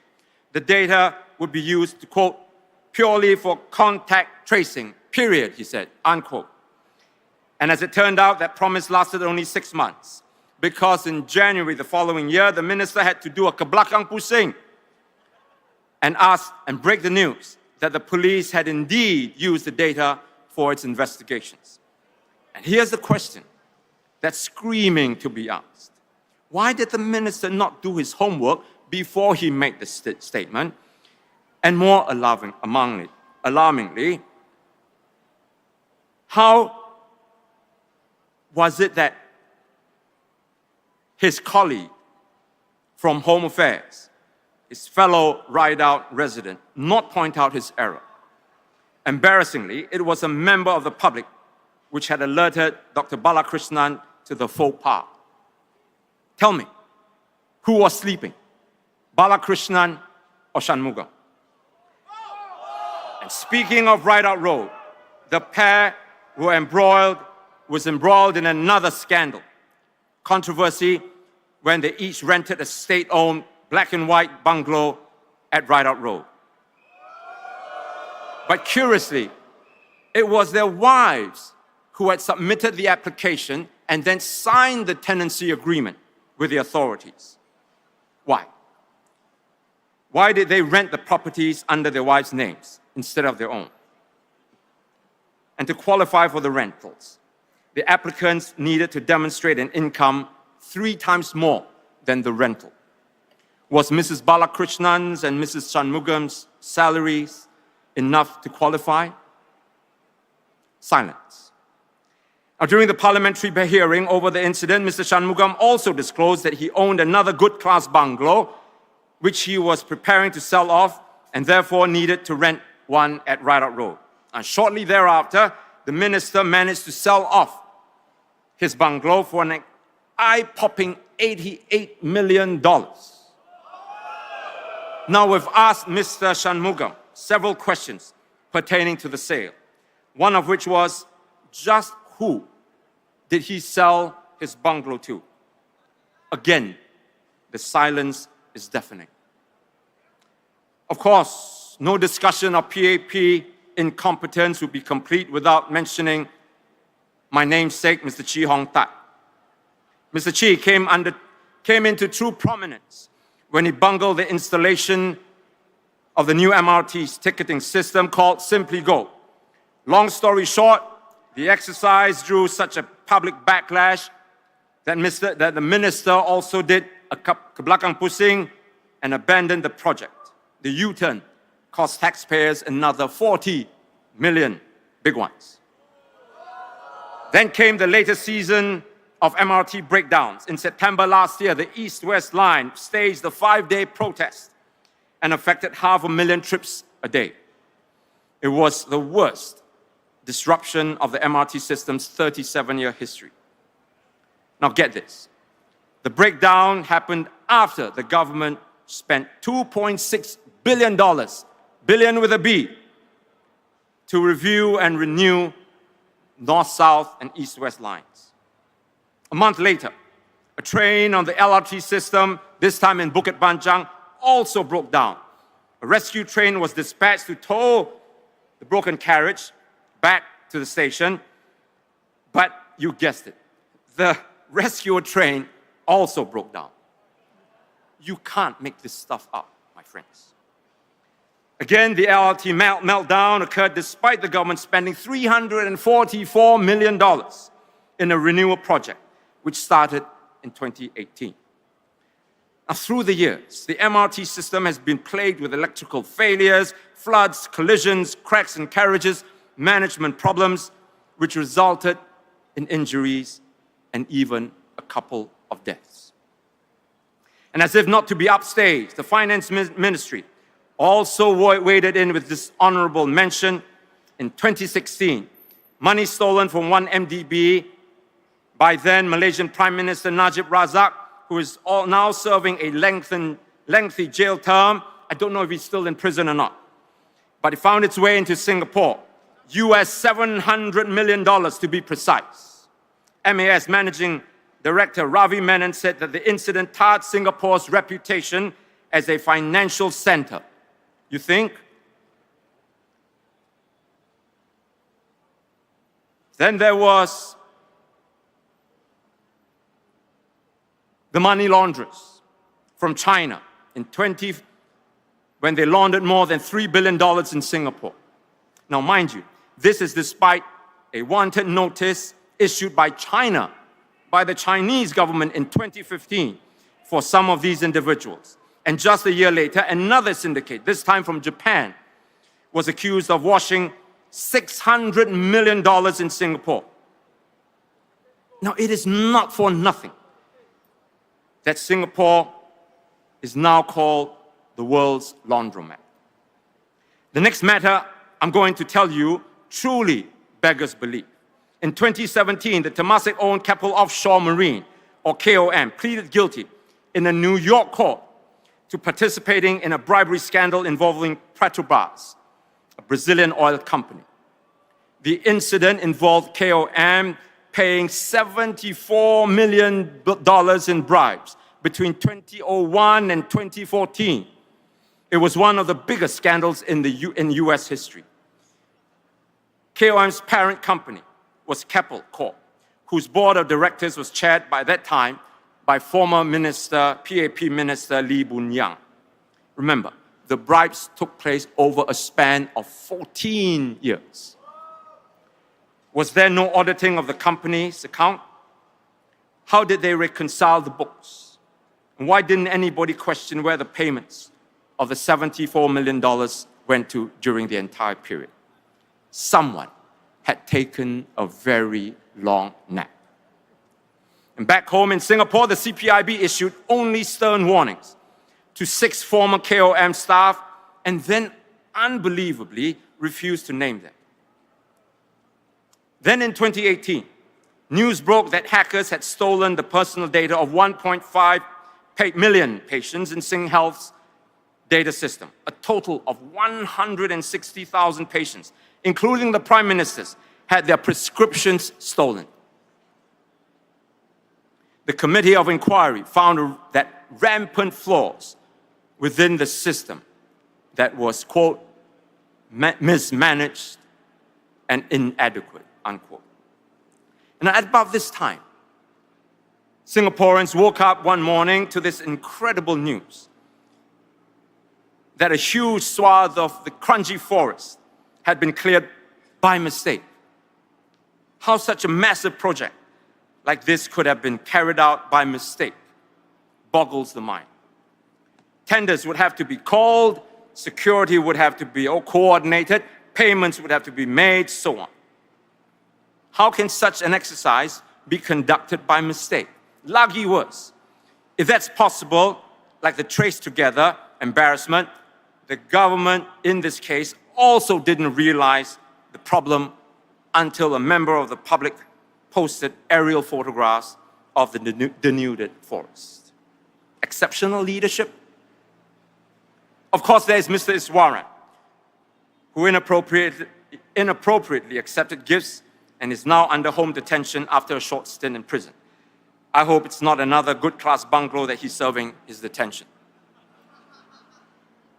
What about Josephine Teo and Indrani Raja over the Accra fiasco when our NRIC numbers and other information were exposed? Believe me, there are other screw-ups which I can list out, but you have to go back to the office. I repeat what I said at the beginning of my speech. My message is not that the PAP, this government, is 100% bad or that it's 100% good. What I want to get across to you is that the PAP is most certainly not the exceptional party that it says that it is. And if you're not exceptional, then be humble. Don't demand exceptional salaries. Most of all, acknowledge and accept the fact that the PAP needs meaningful opposition in Parliament to govern Singapore better.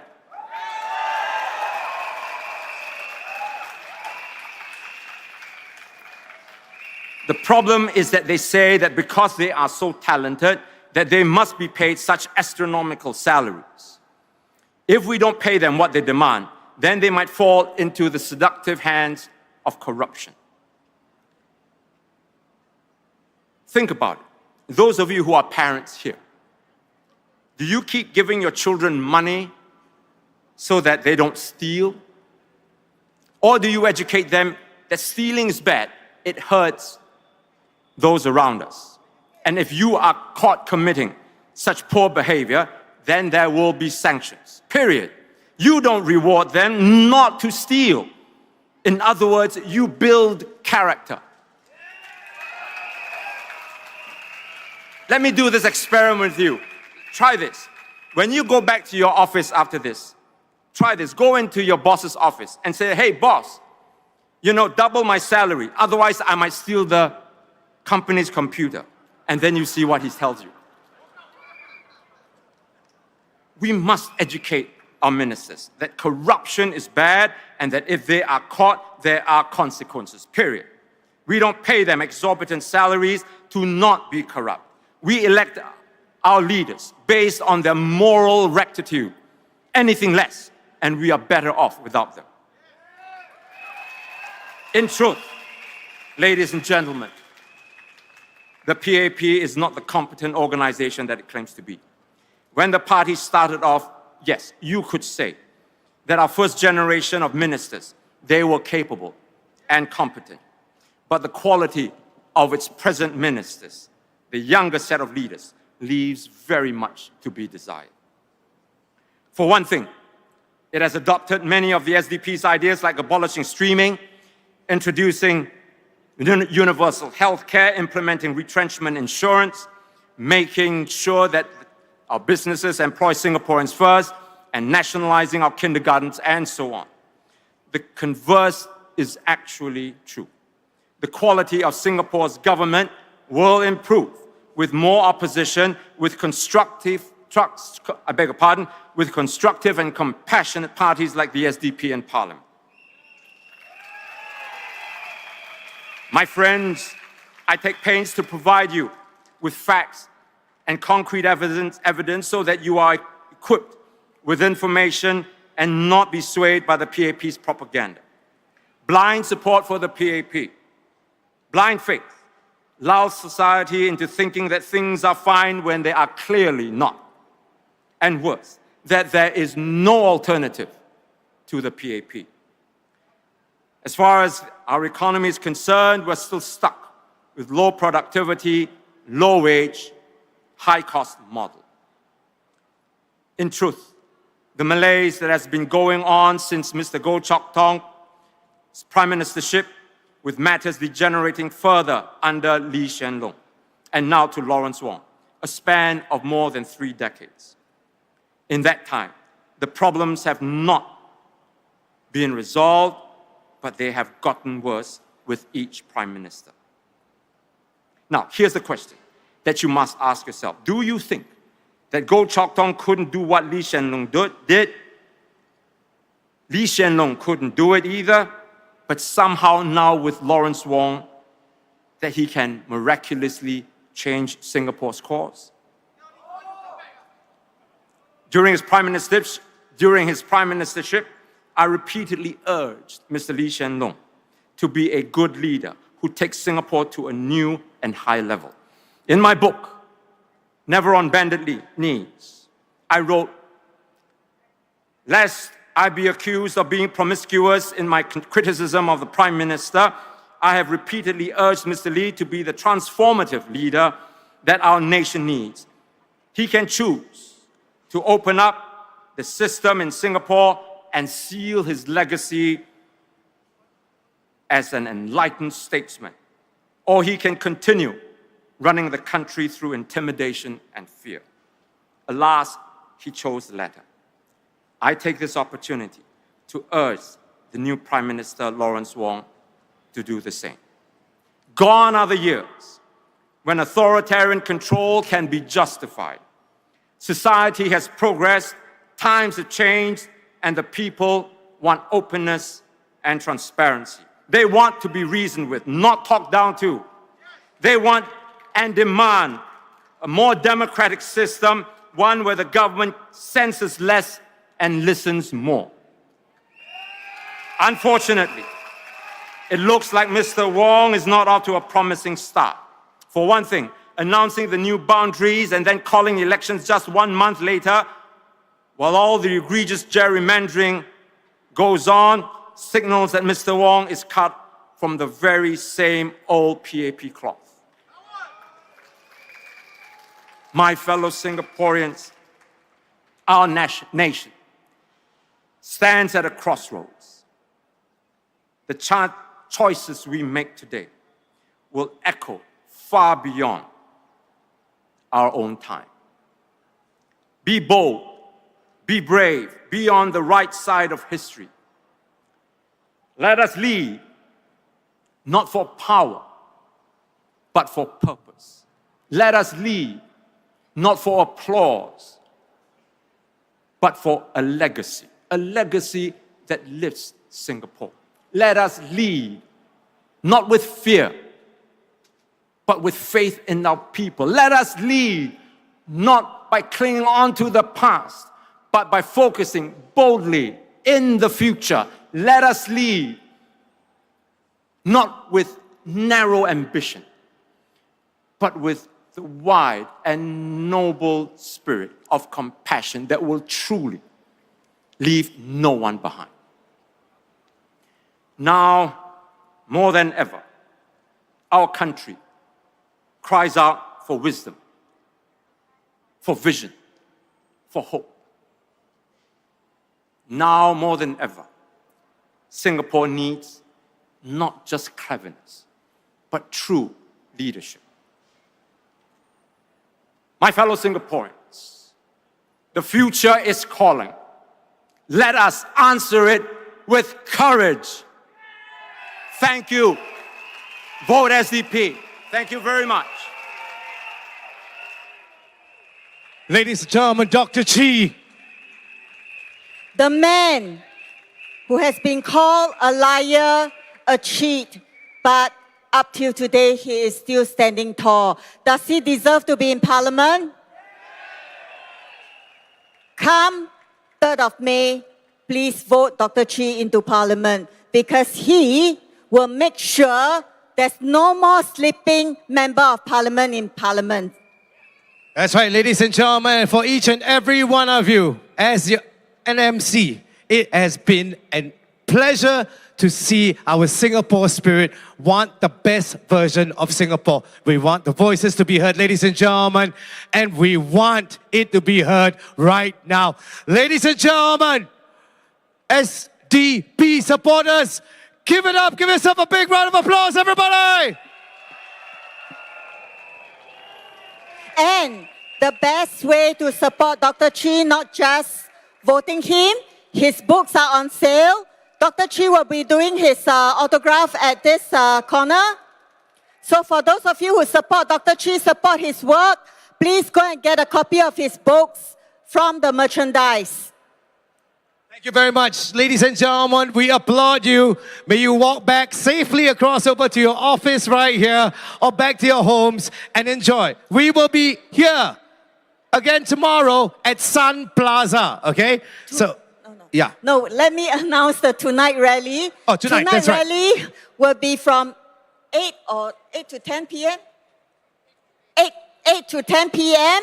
It will be at Beacon Primary. And that will be Dr. Paul's Bukit Panjang SMC. So we hope to see you all tonight. Please come in red. Show us a sea of red. Thank you very much, ladies and gentlemen, and have a great day ahead, Singaporeans. And also, my friends, please join us to thank all our volunteers for making all this possible. Thank our media team under the sun. I hope you're well hydrated. And also thank our men in blue. Thank you for keeping all of us safe. Thank you for keeping the place orderly. And also, I forgot to thank very important person, our healthcare, our ambulance. They are always on standby in case any one of us fall sick. Please join us to thank all of them, because only with them, this is all possible. Thank you very much. Thank you. Thank you, ladies and gentlemen. Have a good day ahead. We'll see you back again soon. And last one, we need volunteers for polling agent. Please sign up and be our polling agent for the 4 constituencies that we are standing for. To find out more information, please go to our merchandise booth. Thank you very much. Thank you.